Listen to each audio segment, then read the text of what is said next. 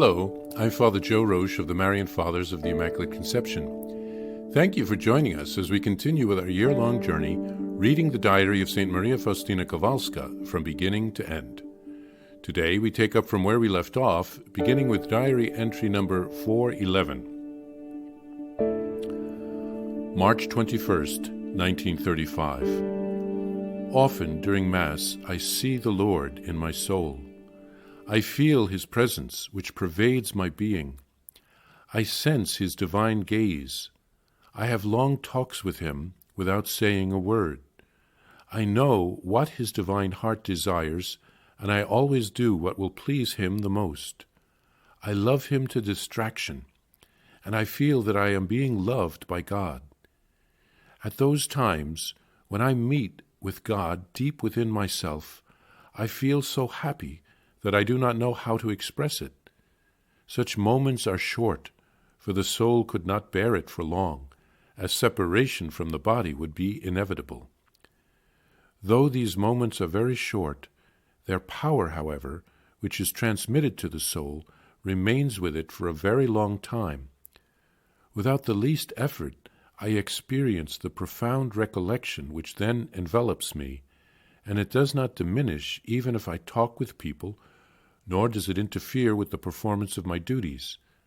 I feel the constant presence of God without any effort of my soul. I know that I am united with Him as closely as a drop of water is united with the bottomless ocean. Last Thursday, toward the end of my prayers, I felt this grace, and it lasted for an unusually long time, for it was throughout Mass, so that I thought I would die of joy. At such times my knowledge of God and His attributes becomes more acute, and also I know my own self and my misery much better. I am amazed at the Lord's great condescension to such a miserable soul as mine. After Holy Mass, I felt completely immersed in God, and am still conscious of His every glance into the depth of my heart. About midday, I entered the chapel for a moment, and again the power of grace struck my heart. As I continued in a state of recollection, Satan took a flower pot and angrily hurled it to the ground with all his might. I saw all his rage and his jealousy. There was no one in the chapel, so I got up, picked up the pieces of the flower pot, repotted the flower, and tried to do all this before anyone came in. But I did not manage to do so, as Mother Superior Borgia came in at that moment, together with the Sister Sacristan and several other sisters.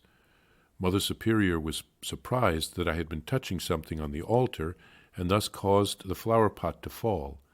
Sister Sacristan showed her displeasure, and I did my best not to explain or excuse myself. But towards evening I felt very exhausted, and could not make my holy hour. So I asked Mother Superior to allow me to go to bed early. I fell asleep as soon as I lay down, but at about 11 o'clock Satan shook my bed. I woke instantly, and I started to pray peacefully to my guardian angel. Then I saw the souls who were doing penance in purgatory. They appeared like shadows, and among them I saw many demons.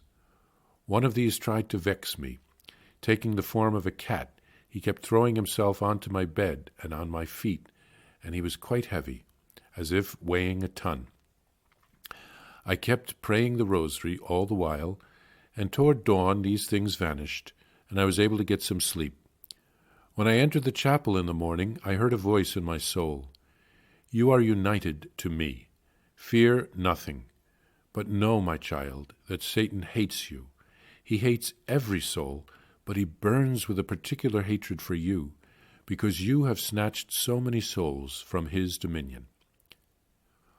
Holy Thursday, April 18th.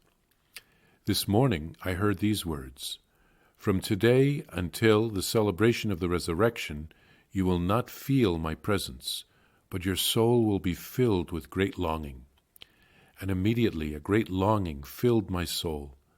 I felt a separation from my beloved Jesus, and when the moment for Holy Communion came, I saw the suffering face of Jesus in every host contained in the chalice. From that moment I felt a more intense yearning in my heart. On Good Friday, at 3:00 in the afternoon, when I entered the chapel, I heard these words, "I desire that the image be publicly honored." Then I saw the Lord Jesus dying on the cross amidst great suffering, and out of the heart of Jesus came the same two rays as are in the image. Faustina here shares some of her mystical experiences. She says that during Mass she often briefly sees Jesus in her soul, and she is filled with happiness and joy during these experiences. It is a taste of heaven. The experiences are brief, but the power remains in her soul for some time afterwards, and she is able to be recollected and to feel the presence of Christ in her soul. She says it doesn't interfere with her interactions with other people or with her duties, but Christ remains with her. Then she shares of some encounters with Satan, who particularly hates Faustina because she has snatched so many souls from him because of her prayers and her sacrifices. Other great saints and mystics like Padre Pio and St. John Vianney, the Curé of Ars, also had to deal with such trials. We see Faustina starts to peacefully pray when these things happen, and to her guardian angel asking for protection, and then she prays the rosary, so she remains united with Mary. She lost sleep during that night, but she was not harmed. Jesus is more powerful, and he only allows such things in his chosen souls because a greater good can come out of it. We need not be afraid. Jesus is always with us. There is always an ongoing spiritual battle that goes on, but Jesus will protect us, and we know that he will win the victory in the end. On Good Friday, Jesus reveals that he wants the Divine Mercy image to be publicly venerated, and then St. Faustina sees the same rays that come from the image coming from Jesus' heart as he suffered on the cross.